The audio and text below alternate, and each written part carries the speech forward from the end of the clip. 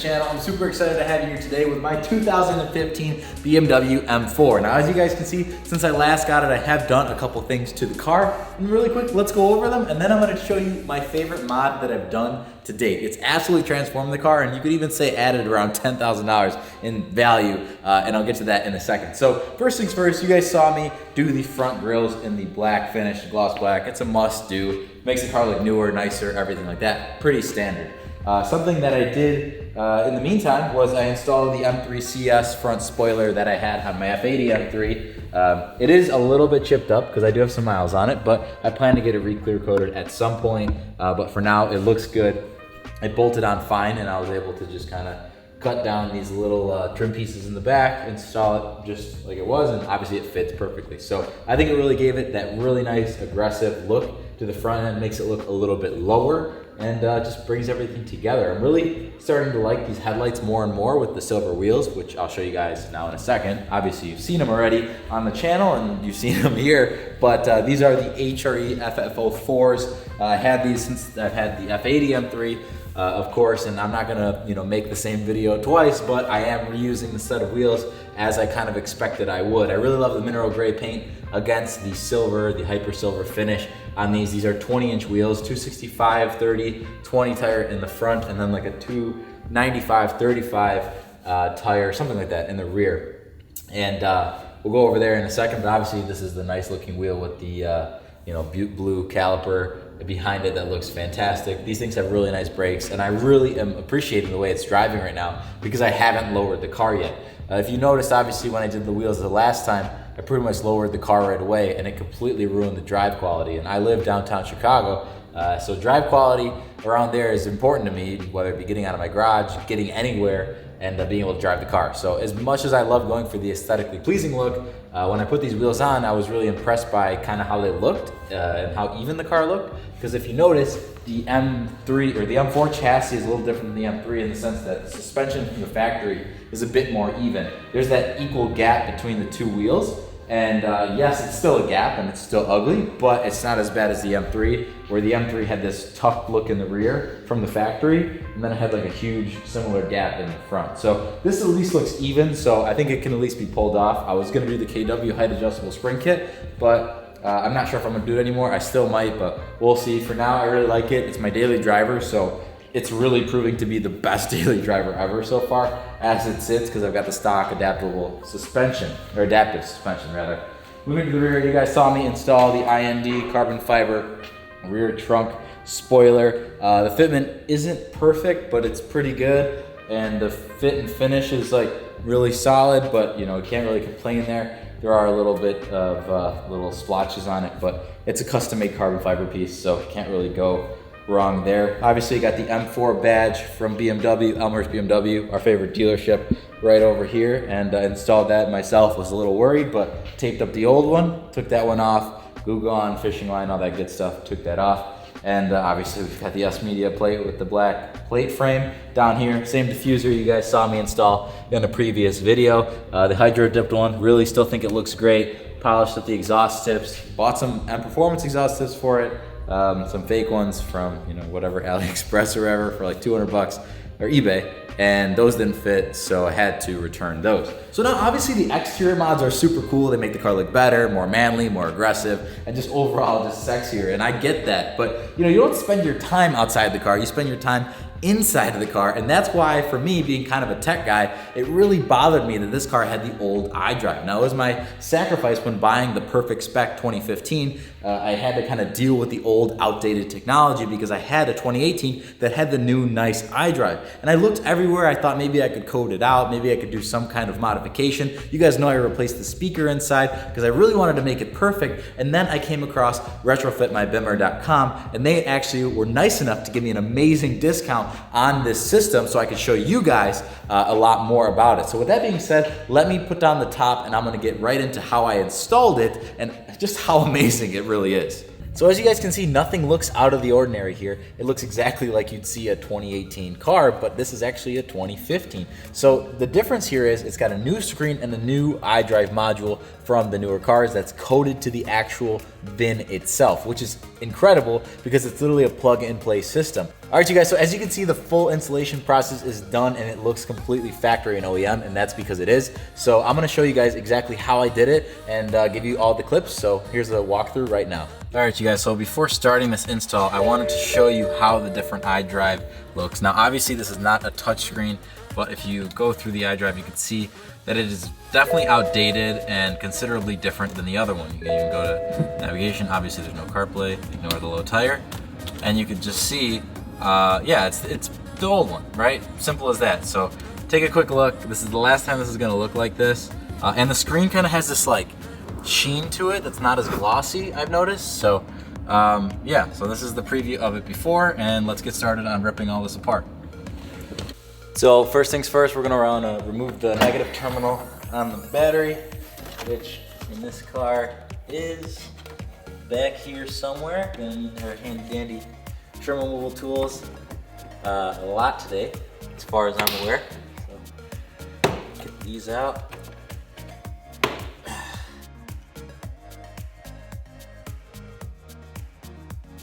One complete, way harder than I thought it was gonna be. I've got the ground sitting right there. I might make it a little bit more secure. But now that that's done, we can go on to the actual interior. All right, you guys, so that was way more difficult than I expected, but at least we can get started now on the actual install. So from my understanding, you just kind of have to wiggle out these clips that are in different areas with the trim removal tool.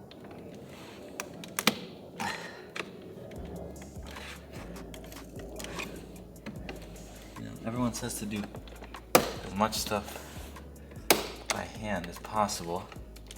That's definitely what I want to do here.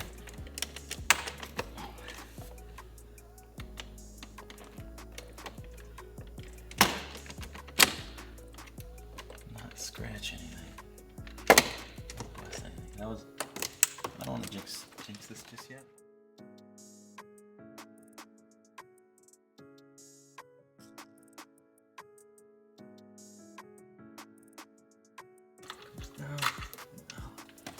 All right, so first things first, we got the trim off now. So I'm gonna put that in a safe spot.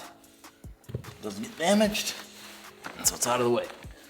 All right, so now that that's out of the way, we're gonna use our handy dandy contraption to start taking off some of these bolts.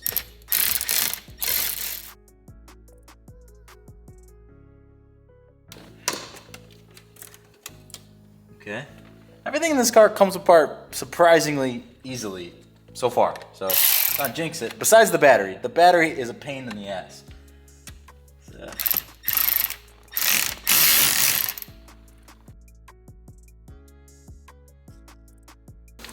All right, you guys, so before installing the kit, I'm gonna give you a quick little preview of what's in it. I know I showed you guys the box, but essentially I'm gonna show you now the components that you can look out for when you get your kit. Now, I didn't open much because I didn't want to destroy it, so it didn't come packaged like this. I just started kind of taking everything apart. But this is obviously the touch screen, which is probably what we're gonna be able to access once we open the back. So that looks really fresh. And this has that glossy sheen to it, which essentially is like, in comparison, it's like really matte finished on the other one. I can compare those two a little bit later. But for now, we'll put those to the side. Definitely don't want to screw that up. Definitely an expensive piece of all this. Another thing I should probably mention here is that you don't need to use the janky thing that I set up. It also includes a screwdriver, which is really, really cool. But you know, we're using the automatic one for now, but definitely an amazing thing for a company to add in. Huge shout out to them.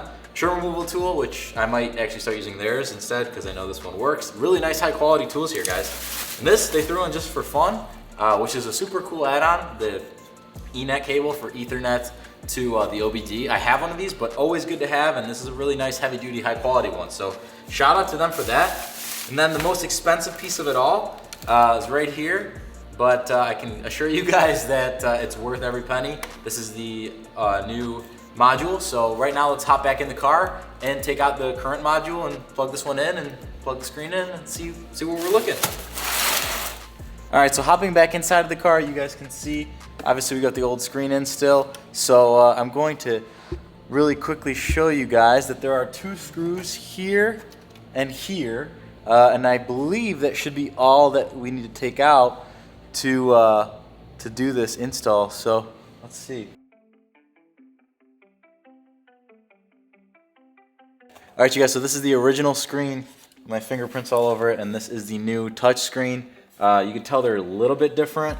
If you look at the width of each, and the back design is a little bit different, but the connector is the same, and I believe so is the mounting situation, so hoping for the best there. All right, so after you remove those 2 screws, you pretty much just lift straight up. You gotta use this connector and push it in to get that out, and then that pretty much frees up the screen. I used the towel just to make sure I didn't mess up the dash at all, but everything is good there.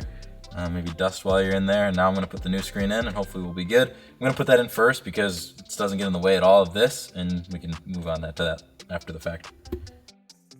All right, you guys, now we're just gonna push it back into place right here where the same screws are. Hopefully that stuff works properly. Fitting like a glove, I would say, so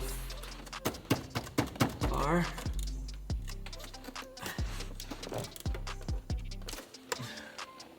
Yeah, I would say that's pretty good.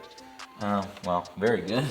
So let's take these suckers and put them back in now. We're here. Now our goal is going to be to remove this sucker.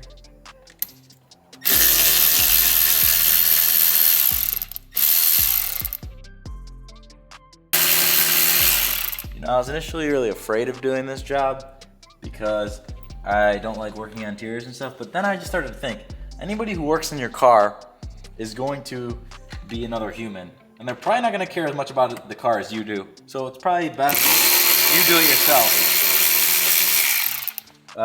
So stuff like this on the interior of the speakers, like I showed you guys in previous episodes, stuff I just prefer to do myself. This is the old unit, and now let's put the new one in.